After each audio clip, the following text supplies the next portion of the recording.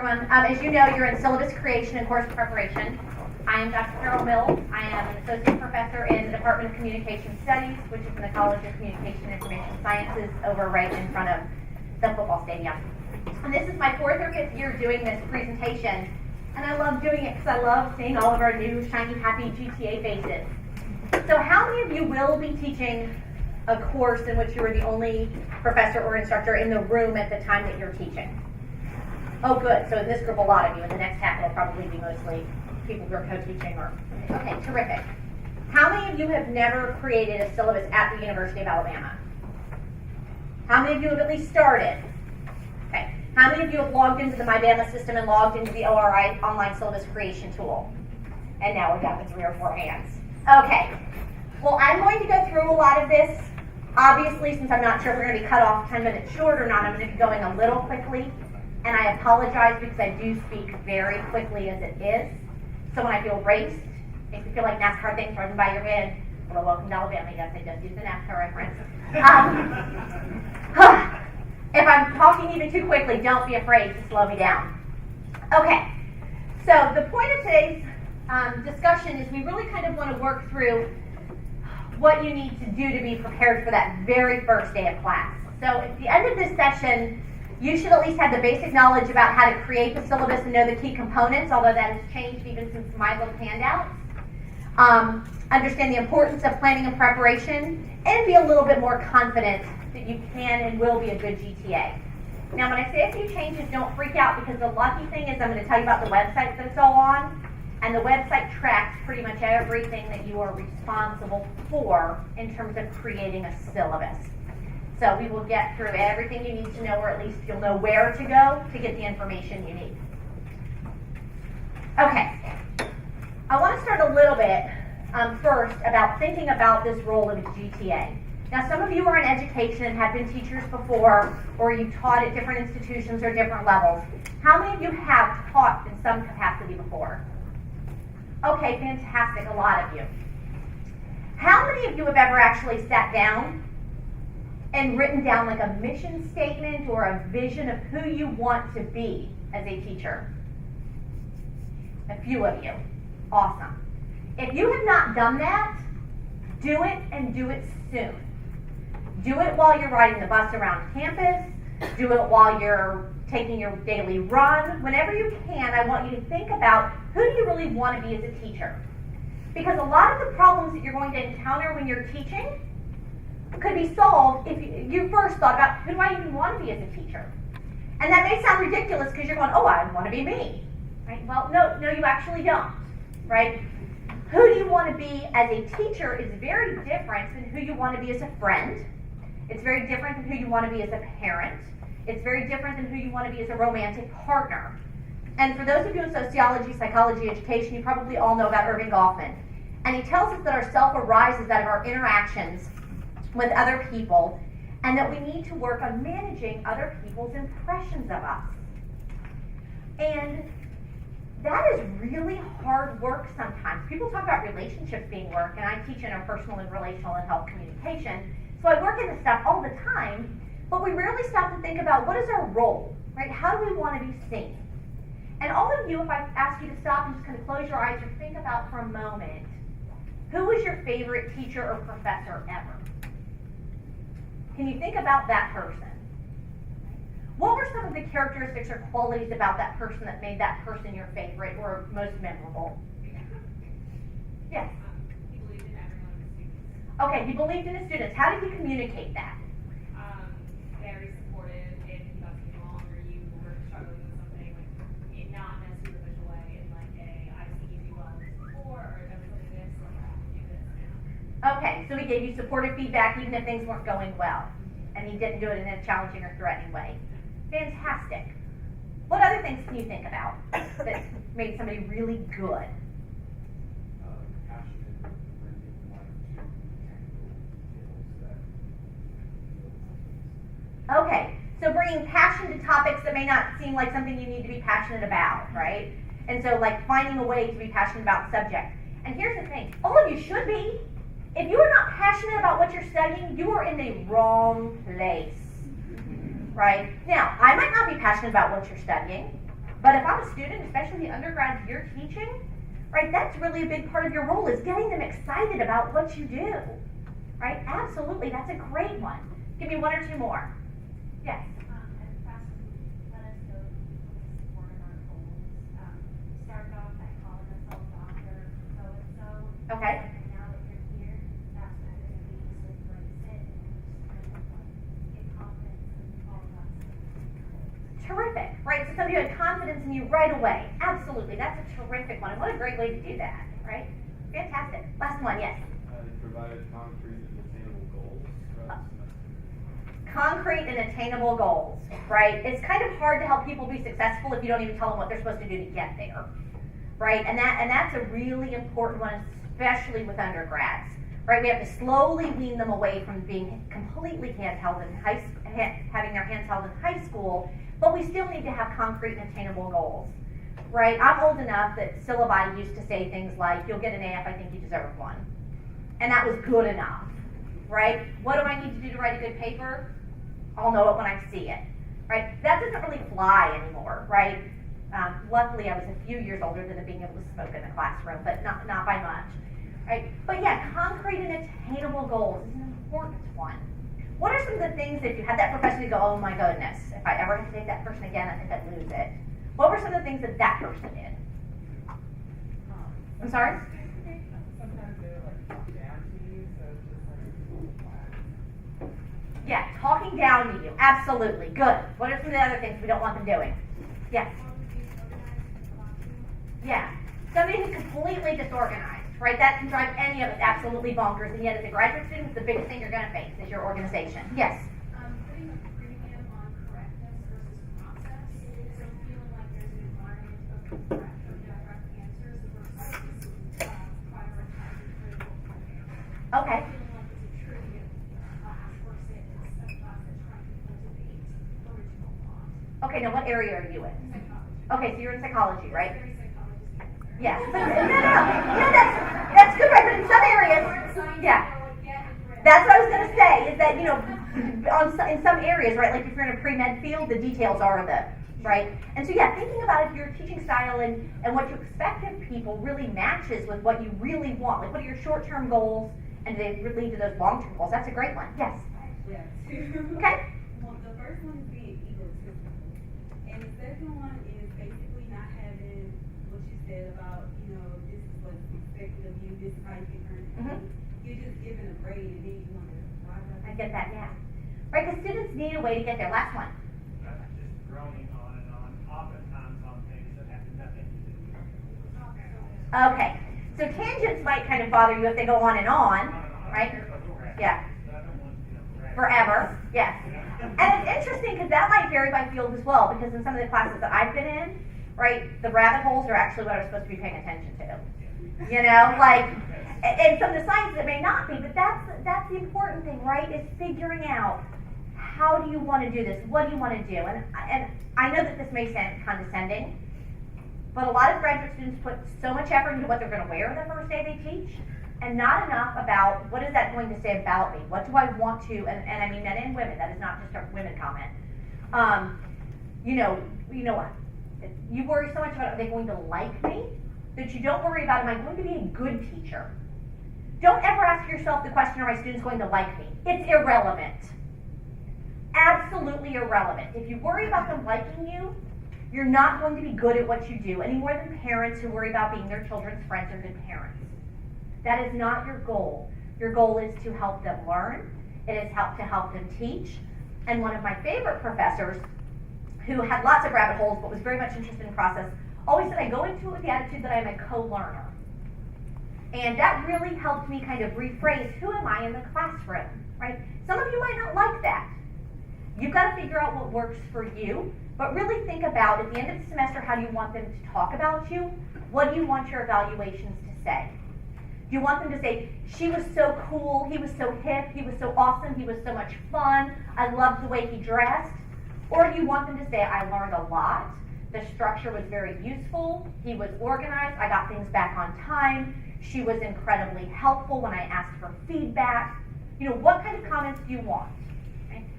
And the things that come up time and time and time again with students What they want is somebody who's knowledgeable.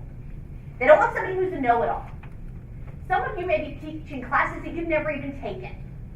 Some of you may be reading the book before they do. What's the key to that? Actually read it before they do. You would not believe the number of times I've heard from students, I had a TA or a new professor teaching a class, and they didn't even bother to read the books they assigned. I had a student who's now taking classes at another university over the summer, and she said to me, the teacher could not answer the questions on the test herself. Well, if you're giving tests that you don't know the answers to, there's a problem there, right? And, there's a balance between saying, oh, that's a great answer, that's a great question, I'll find that answer out for you, and making something up.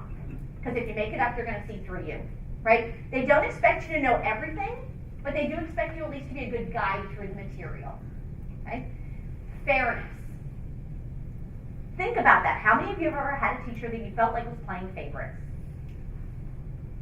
You don't want it, do you? Even if you're the favorite, it's uncomfortable. And it's hard not to sometimes. How many of you were undergrads right here, now you're going to be master students, or were master students, right? So you might have people you know from your fraternity, from your sorority, from your church, from your clubs. Be really careful of making that too apparent that first day, because even if it makes you comfortable to see familiar faces, it can make everybody else in the classroom feel uncomfortable, like, ooh, that person automatically has an in, right? So be incredibly careful, especially when it comes to capriciousness and how you assign extra credit. If you don't assign extra credit to everybody, don't give it to anybody. Especially at the end of the semester, somebody says, oh, but I'm only a point away, can I please do something? If you give them that time or that extra credit, technically everybody else in that classroom can come back and file a grievance and ask for that same extra credit opportunity. So really think about being fair from the outset. Sometimes that's hard because you see people as individuals and you want to be supportive, but just make sure you're being supportive, you're being fair to everyone. And above all, be organized. As graduate students, this is going to be one of your biggest challenges. How many of you are working other jobs other than graduate school and teaching? How many of you have a family at home of some kind? Spouse, partner, children? Quite a few of you. How many of you have other activities that you're involved in that take a lot of your time? Right? A lot of things to balance. Others of you might have significant others that you may not live with, right? Or family challenges that you're dealing with. It's hard to figure out how to balance everything. How many of you are doctoral students who want to go to research institutions to do research when you leave here? Right? Several of you. So what really is your priority in your head? Research. Right? And that's going to be what gets you the job. Right? So how do you maximize your teaching experience? Be organized. Right? Carve out specific time to get your teaching done. Don't go overboard. Again, you want them to say that, this person was answering emails at 3 o'clock in the morning? No. Right? You don't want, unless you're up that time anyway doing research and you want to, right? But don't feel like you have to do that. Be organized, be clear. And what I have found incredibly helpful is when you get to your syllabus, and Blackboard allows you to do it on Turnitin assignments, and that's why I started doing this on all my assignments. Even when I give them a test, I will say midterm, September 15th. Midterms will be returned on September 23rd. Why do I give them that date? Yes. They won't be bothering me every day. When do I get it back? When do I get it back? When do I get it back? When I grade in mind. But why else? It forces me to get it done. Because if I have a publication that I really want to get taken care of, and I've got to be at a lacrosse game, a soccer game, and a karate meet, and I've got to grade papers, in my head, what am I going to prioritize last? Grading papers, because it seems like they'll wait. If they have a deadline like everything else in my life, they'll get done. Okay? So be organized. Okay? So what does a good syllabus do? Provides a vision and a rationale for the class, and it can't do that unless you have one. Think about what you want out of that course. Don't just think about they have to read chapter 1, chapter 2, chapter 3, chapter 4. I'm going to skip chapter 5, then I'm going to go to 7 and come back to 6. That's all well and good. But overall, what is your vision from that class? What do you want them to get out of it? What do you want them walking away knowing? Think about that before you ever before you ever create the syllabus, and when you're creating that syllabus, keep that in mind. You should also provide a rationale for the logic and the organization of the course. Otherwise, most students, when you say, how's the course organized? By book chapters, right? Well, books are generally organized in a particular way. What is that logic? Is it developmental? Is it chronological if it's history? You know, are you walking them through the ages? Are you walking them through kind of micro concepts and macro concepts? Let them know what it is, right? And that helps them understand why they're doing what they're doing. Because there's nothing more frustrating for us as students than to not know why we're doing what we're doing. So think about how can you help them figure out kind of what is kind of the logic behind this course. And it helps you as well, because then you can think about it in those terms. So when I teach relational communication, I make it very clear that we do an overview of relational communication. We look at the history and the backgrounds and the terms. And then we start to look at very specific relationships that affect our daily lives, from romantic relationships to friendships to sibling relationships, right? And then we start looking at the dark parts of relationships. And I let them know up front that that's what we're doing. Then it also kind of keeps off the, are we going to ever talk about blank? Well, yes, here's the structure of the class. That's when we get to that, okay? You should provide students with a clear set of expectations for the assignments. And now, some of you use rubrics. Some of you don't use rubrics. Okay? I don't care if you do or not. But you should at least provide guidelines. Don't just tell them you have to write a 5-page paper or a 10-page paper. Tell them what the criteria are that make for a good paper.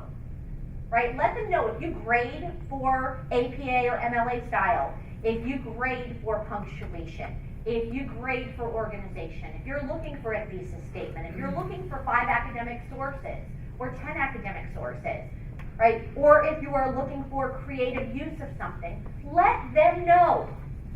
They are not mind readers. Same thing with if you have, exams. Let them know up front from the very first day if they're going to be cumulative. Let them know if they need to be paying attention equally to the book and the lecture. How many of you have ever gone faithfully every day to a class lecture and then you have exams and the teacher never went over anything on there and said, well, you were responsible for reading the book, it's on the syllabus.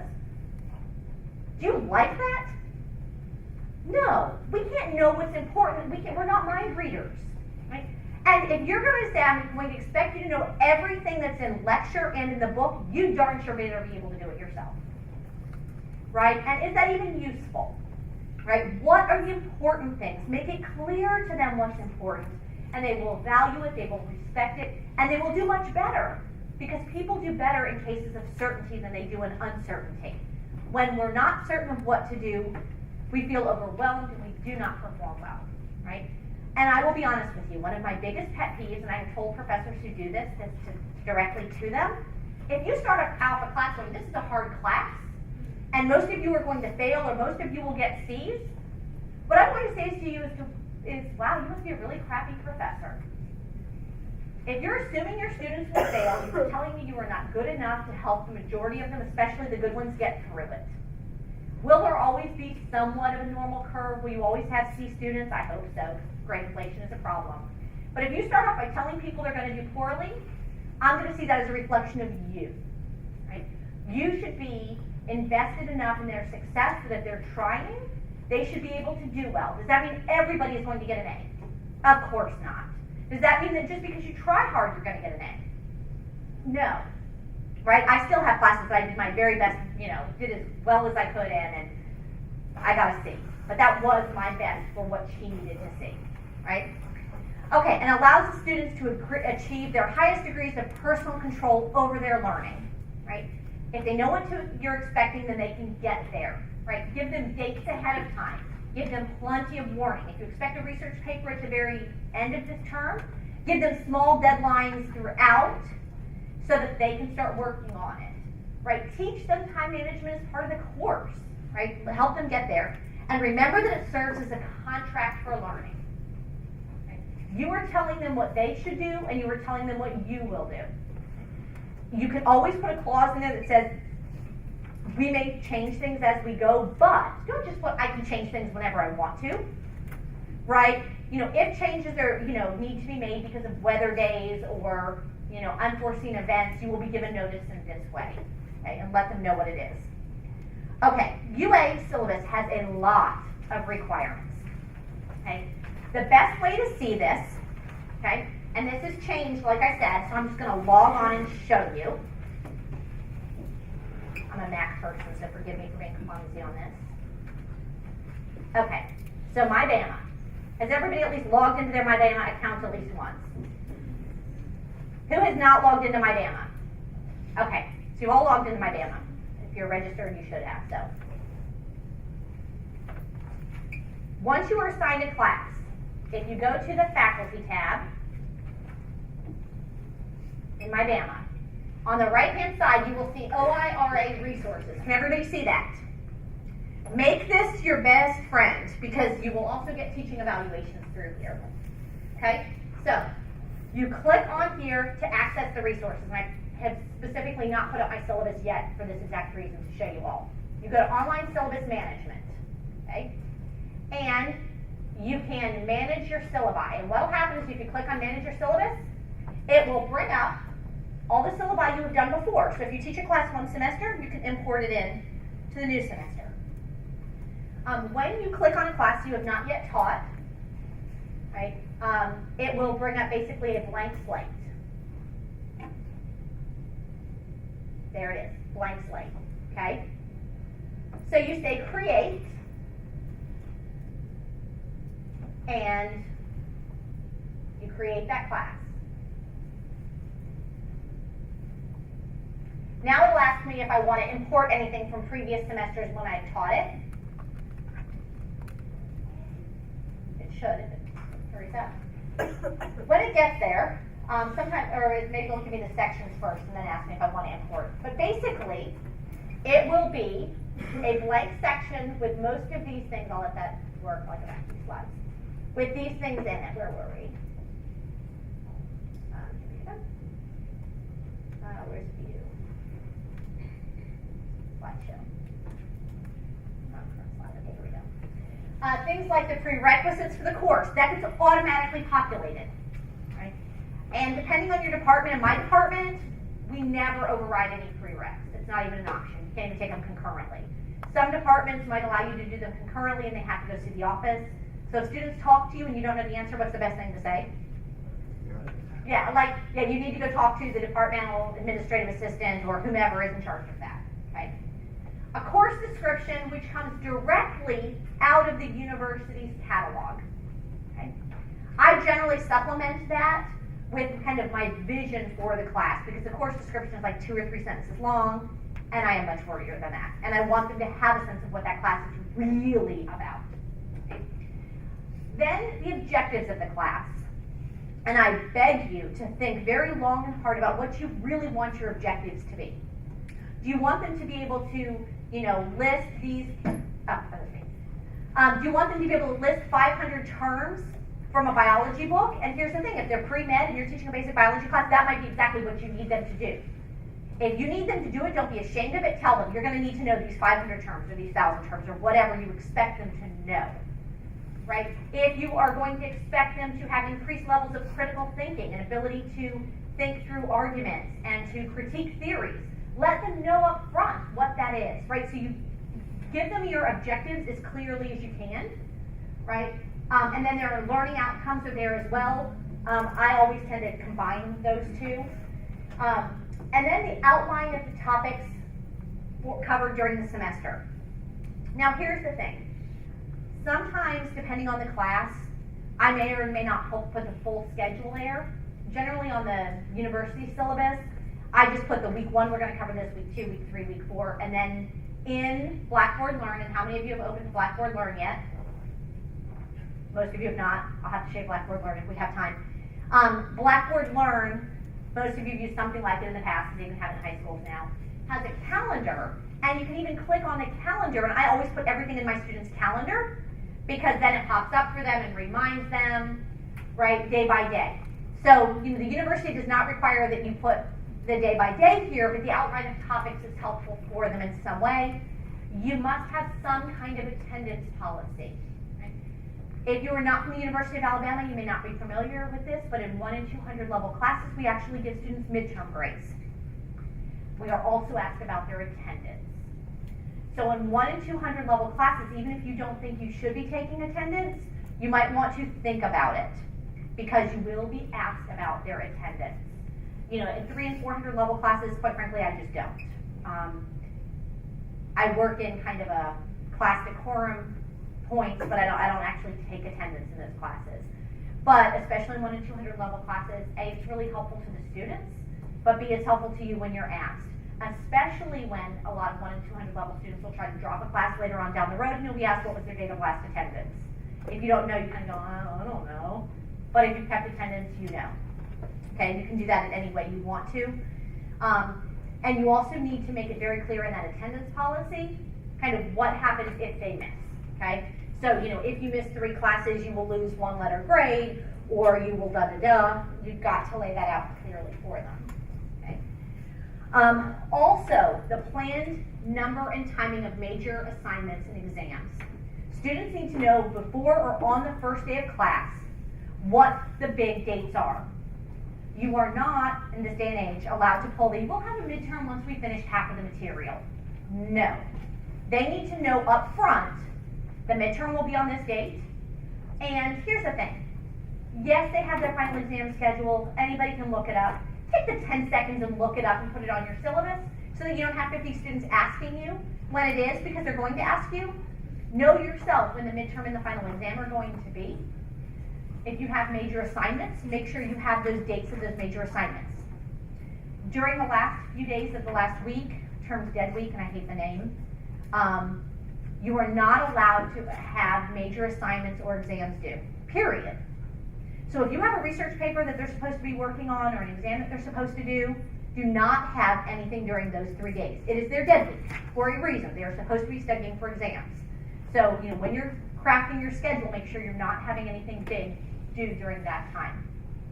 The required text and other course material, even if it's not required, put it on the syllabus, because if students are on academic or athletic scholarships, they are not allowed to get that material on their scholarships unless it's on the syllabus.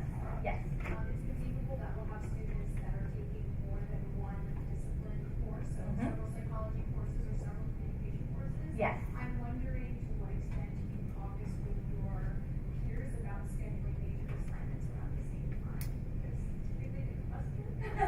They do. So I'm wondering if your process involves talking to people who are close to with that or not. I don't normally, but I also try not to have things due at peak times.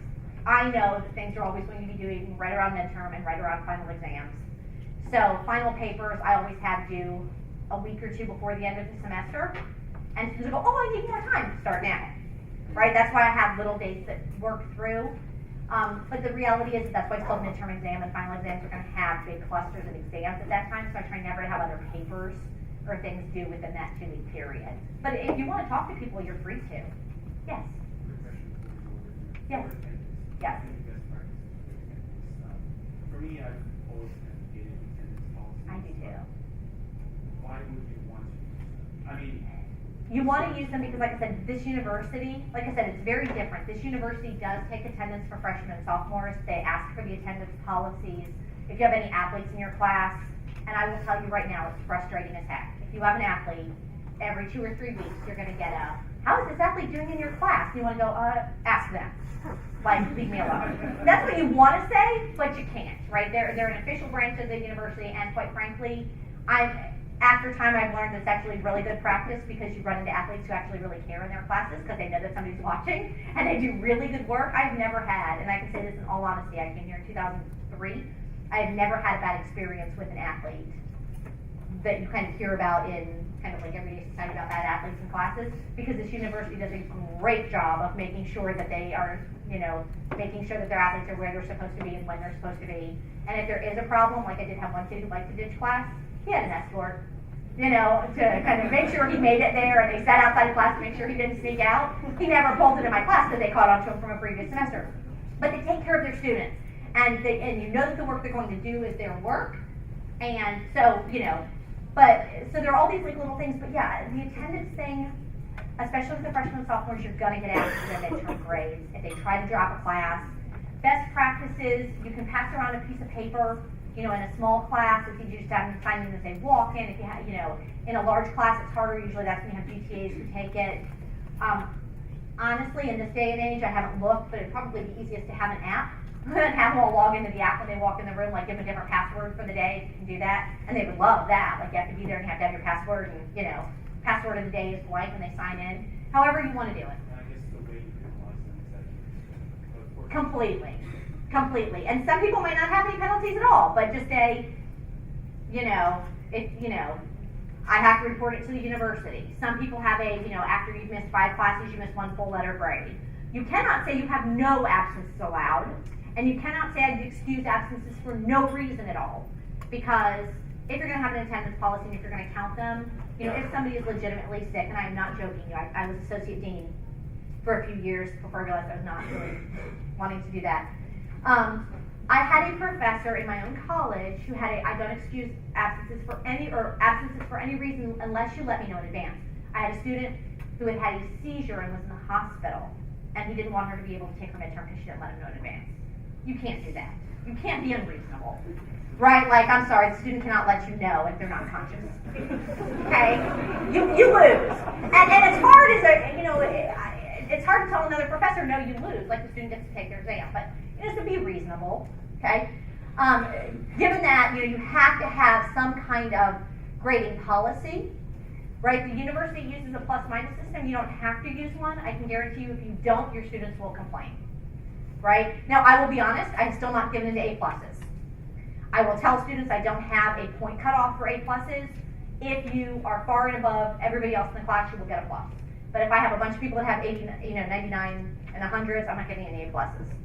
Right? Like, I can't say I hadn't earned an A+, because an A+ means you have exceeded well, above what your peers have done. But this is the A cutoff, this is the A- cutoff, this is the, let them know. Students, you can do it by points, you can do it by percentages, you can do it however you want to. You'd be amazed how many students have a problem with percentages. I'm just going to tell you that now. Points are easier. You have to have your policy for making up missed work, including exams, like I told you, it has to be reasonable. If you want to say no late papers are accepted, you can do that. Okay? I do everything online these days. I don't pick up anything paper at all. If you have not used a system like Blackboard Learn, Turnitin is amazing because it allows you to let students upload assignments and papers and tracks plagiarism for you.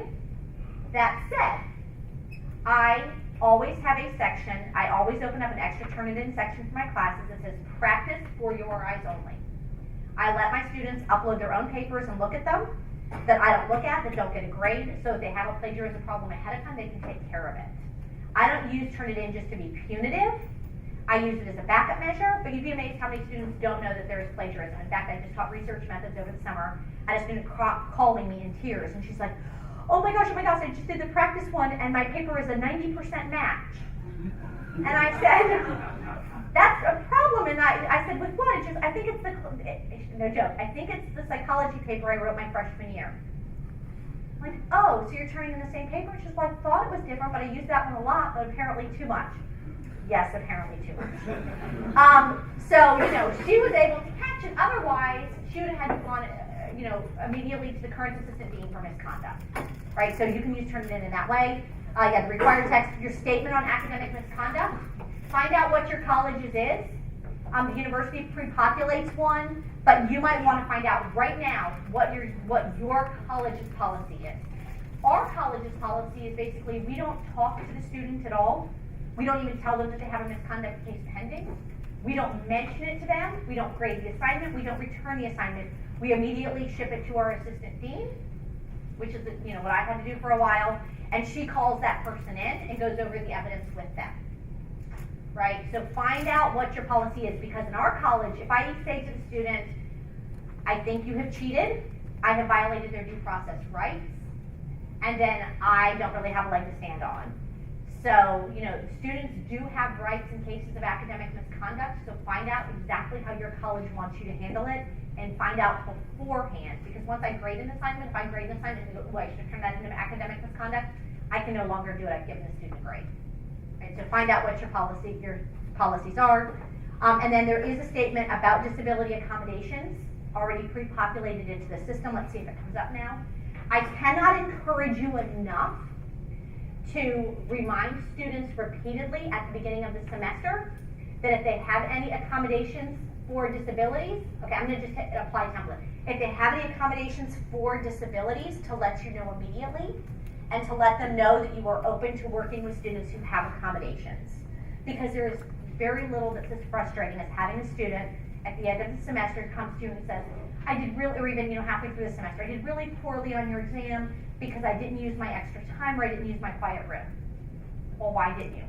I didn't think I would need it.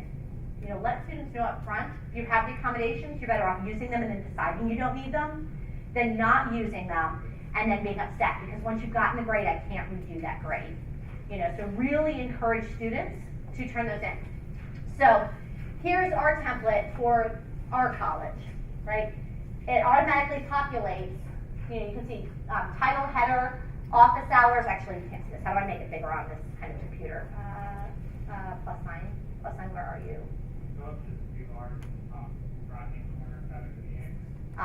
There's like a split. Up here. Yeah, almost the three, so the, underneath the X, yeah, they can start next year, but three horizontal bars. Okay, I'm missing it. Instructions, wait. Oh, these? Okay, Zoom. There we go. Okay.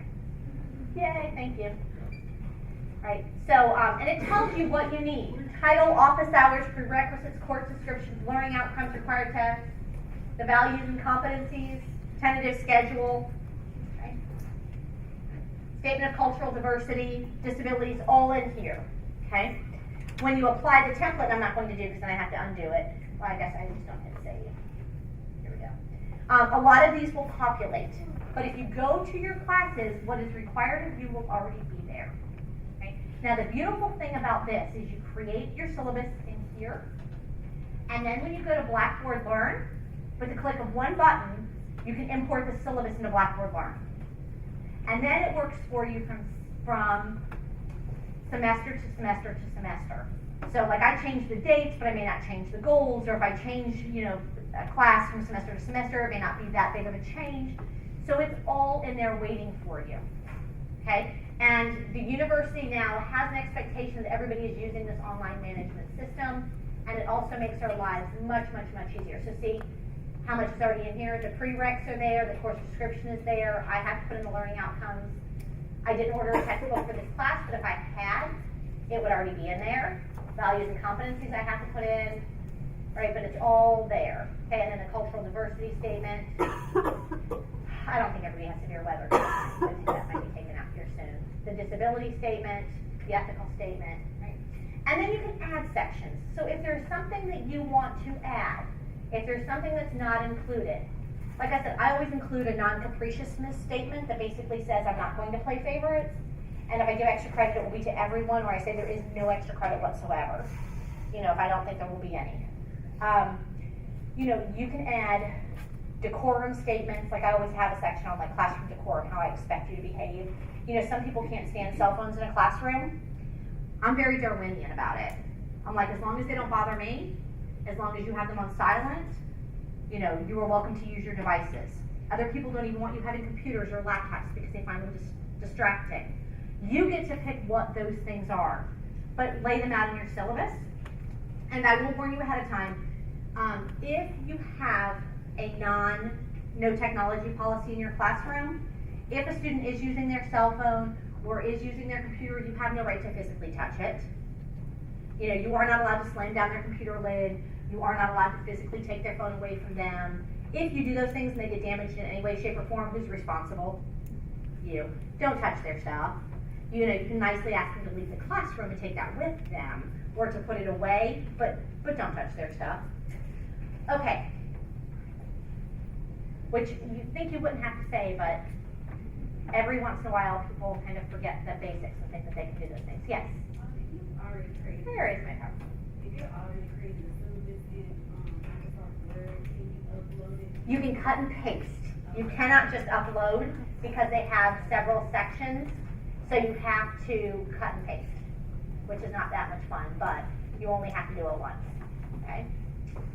Okay, so course prep. You've got the syllabus, you should have everything kind of you need there. Talk to the people who taught the class before, talk to your advisors, talk to your mentors, talk to your peers, okay? But as you're actually getting ready to prepare the entire course, there are some things you need to think about. And it's amazing to me that we don't all do this, but sometimes even I forget. Like, I'll teach a class so many times, I'll just stop thinking about who my students are, and then I have to step back and go, whoa, the students I have this year are not the same as the students I had 2 years ago, okay? Think about who your students are. You can go into My Bama, and you can look at your detailed class list, and it'll tell you what all their majors are. If you're teaching a psychology class and you have mostly psychology students, how is that different than if you're teaching an engineering class and you have mostly biology students? Or, if you're teaching a philosophy class and you have people from all over the university because it's a core requirement. Okay? You're going to teach a class differently if it's mostly majors, if it's a class that has mostly people who, are interested in that topic versus if it's a core subjects requirement, right? You're going to have a different level of knowledge. So if I were teaching a political communication and campaign class right now, and I was teaching it for political science majors or for political communication majors, right? What could I expect them to know about the political the processes that are going on right now? Probably quite a bit. But if I taught you the core requirements topic, I'll bet you I'd get students in there that don't even know really the issues other than the fact that Hillary and Donald are running and whatever the media has told us in the past 20 minutes. Right? And that's all they would know. So you really need to think about what is their background. Look ahead of time. See if they're majors. See if they're freshmen versus juniors and seniors. You might be teaching a 100 level class and you think you're going to get all freshmen, and this has happened to me. And I walk in and it's all seniors who waited until the last minute to take a core requirements class, and pretty much like I'm teaching Com 101, which is Introduction to Human Communication. They've had all the other high-end Com classes. I'm going to bore them to death if I teach the class the way I would to freshmen who are straight out of high school, who had no Com classes. So really think about that. What resources do you have? If you're going to show videos, remember this now, you're not supposed to show any videos unless they're closed captioned. So this is hard for some of us who like to kind of think off the cuff and we go, oh my gosh, I saw the best video clip last night, I want to show it in class. If it's not closed captioned, you're not supposed to. Right? You have to pay attention to the fact that things need to be accessible for all people, even if you don't believe that anybody in there has a disability. You may not know, they may not have disclosed it, they are not required to disclose it to you. But think about your resources, and if you know you're going to be using video, if you know you're going to be using different resources, make sure you've got those ready ahead of time.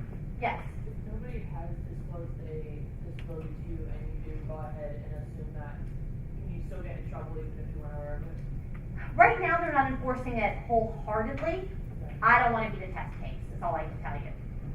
You know what I mean? I don't want to take that risk. I have a daughter who has Down syndrome, so she doesn't have any specific visual needs or anything. But in my head, I always think about her. What would I, would I want someone, just be aware of the fact that it can happen. Even if you think, oh, we're just going to go sit on the lawn, if the elevator isn't working, just kind of think ahead of time about the fact that, what could be happening, right? Kind of think about all the options. Especially with, I said, closed caption. I forget if it's the Faculty Resource Center, but if you call the Office of Disability Services, they can tell you how you can have that material transferred. It's why it's really nice if you're going to use an article, link to it so that it automatically, can be transferred rather than uploading a PDF. Because in PDF they can't always get them in large, can't get them in the same way that they can get material that are directly linked. So think about those things. And the university, like I said, we're not all the way there yet, but we're getting there. Yes? That rule's just for GTAs and faculty, right? Not for students if they're doing presentations. Right. Yeah, your students are not held to that. Right? Sorry, regarding closed captions, if you're teaching for a 4 game class, want to improve their means to improve their listening comprehension, kind of undermine that effective. Talk to your department chair or one of your other professors to see how they handle that, because I'm not sure. That's a really awesome question. I'm not sure how it works in all contexts. Like I said, we haven't gotten all the way there with it yet, but I know we get lots of memos about it. And, the closer you can get there without, the better. As we talked about at the beginning, kind of know your learning outcomes, the key points, right? Think about every single class. What are you doing? And this sounds really cheesy, but I go back to my syllabus at least once a week. And I look at the course objectives, and I say, is what I'm teaching this week relevant to my course objectives? And every once in a while I go, wow, it really isn't. What can I do to make sure that I'm being consistent with what I said I was going to do? Right?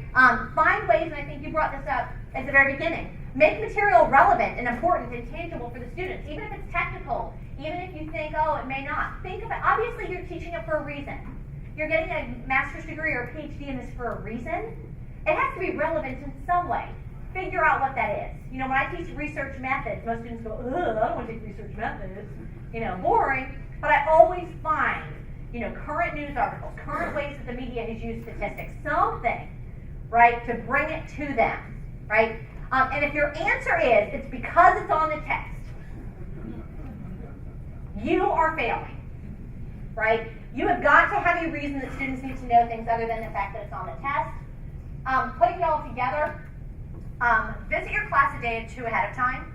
I've done this in this room, like I said, for 5 or 6 years. I still came to this class 20 minutes before you did.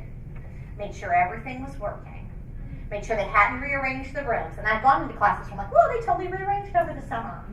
Know what your technology is. If you plan on using markers on a whiteboard, bring your own. They're never in there. Just go to Target, everything's on sale now. Buy some. Know how you're going to distribute your syllabus. I don't do paper copies anymore. I just don't. The first day of class, I bring it up like I would in here. I tell them it's on Blackboard, and we go through it. Be prepared with your introduction that tells them about you. And I do want to spend a minute on this, even if we don't get to the rest of this. That first day of class is how they will think about you for the rest of the semester, those who show up. You have to know what you want them to know about you. You know, we talked about who you are. Think about that ahead of time. So you need to let them know how you want to be addressed. So, you know, one of the things I always do is, hi, I'm Dr. Carol Bishop Mills. You can call me Dr. Mills. If it's a graduate class, I say you can call me Carol. You know, I did my undergraduate degree, and I tell them where I got all my degrees. My area of research is this. It's what I'm passionate about. And I'm excited about hearing what all of you do. Okay? Sometimes I'll tell them a little bit about my family, especially if it's a big class where I need to build rapport right away. I'll tell them about my 3 kids and blah, blah, blah. I'll tell them I run, whatever I can to build connections. Other times I'll wait until I hear about them, and then I'll think about what's important to them, and then I'll say, you guys shared some great information, let me tell you a little bit more about myself, right? But what's really critical is you think about how you want them to think about you. Should you say, this is my first time teaching, or I'm a new GTA? No, no, no. Because when you say, this is my first time teaching, or I'm a new GTA, what do they think? Easy prey. I can pull over whatever, I can get over whatever I want to on them. You don't want to do that. What you do want to say is, I'm going to pretend all of you are first-year master students, and you have never taught before. What you say is, hi, my name is Carol Mills, and I'm really excited to be here. My degree is from, and I'm not even going to say which one, my degree is from Purdue University. My area of research is, you know, relational and interpersonal communication. If I've had a publication or a conference paper, I mention those things. You know, my goal is to continue research and blah, blah, blah. I'm excited to be teaching this class. Tell them the things you have done that build your credibility. Do not tell them anything that's going to take away from your credibility. Students hear you have a research paper or a published paper, and they go, ooh. Right? You tell them that you're working in an area of research, and they assume you're credible. Right? But if you just say, hey, I just got here, I'm so excited, and last year I was sitting in your seat, and now, they're going, easy A. Right? So think about what you can do that builds and establishes your credibility, and talk about that with them. Okay? The very first day of class, put your key information on the whiteboard. Make sure they know your name when they leave the class. Because what you don't want is them going to the office. And I've had this happen, so trust me, I know from experience. Who's your teacher? Well, you know, she's redheaded and she talks really fast, and I think she's a Yankee. Oh, I know who that is. Well, seriously, like, you need to know my name, right? And, you know, if you want them to call you by your first name, last name, that's entirely up to you, right? But let them know what that is and make sure they know it before they leave. And even though you only want to keep them for 5 minutes because you're so scared you want them out of there, Give them some kind of you can do icebreakers and whatever you want to, but before they leave, make sure on that first day you do some kind of small content introduction. Because students a lot of times are class shopping. They want to know if they're going to stay in your class or if they're going to leave. So I begin with this is what relational communication is all about, right? And it may only be 10 or 15 minutes, but I let them know about the class. Like I do an actual little mini PowerPoint or lecture about the content of the class so that they know, ooh, that sounds interesting to me, or oh my God, I'd rather gouge my eyeballs out with all pencils. Because you don't want those students in there anyway, right? So let them know what you're going to do. If they don't like it, they can go. And then say goodbye to them as they're leaving and let them know that you're looking forward to seeing them in your class and remind them to stop by your office.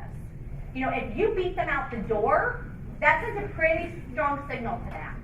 So really spend some time establishing that the first day, and then in the next 10 seconds, I'm going to give you this last size. Beyond day one, debrief and seek out mentors. Don't do this alone, right? Make connections with your classmates, talk to your advisors, whomever. Stay organized, stay organized, stay organized. Balance your roles. Okay, this is kind of a sticky wicket. Seek out feedback midterm, but do it in a way that doesn't put you at risk of feeling like crap about yourself. If you know you're struggling and you ask students to tell you everything you're doing wrong, you're going to get it, right? But I always do hey, we've gone through half of the semester, what can we do to make the next half even more productive? And then the feedback is positive, but it also lets me know what I can do to change, right? But it does help, especially if you're feeling, loosey-goosey. Try never to lose your cool. And this is hard because I've seen associate professors start to scream and yell in class. I've seen full professors cry. It's hard not to, but sometimes it's okay to say, hey, everybody's getting kind of hot in here. Why don't we take a break 5 minutes and we'll be back here in 5 minutes. If you feel yourself getting tense, walk away from it. Accept your mistakes. And don't ever forget, if a student puts you on the spot, and I still fall victim to this one. Hey, can we move this? Or hey, can we do da-da-da-da-da-da-da-da? Don't ever be afraid to say, let me have a few minutes to think about that. Or let me email you back. If you want to email back a student with a snarky response, because you feel like you need to say something and you're ready to blah, say, I got your email, and let me think about it and I'll get back to you. So at least know you've responded, and then you have time to calm down and think before you send that email, because those do come back to bite you, as we all know. And enjoy yourself. If you're miserable, your students will be miserable. Have a great time teaching, and you should do really well. Okay? Have fun, guys. Sorry I kept you over.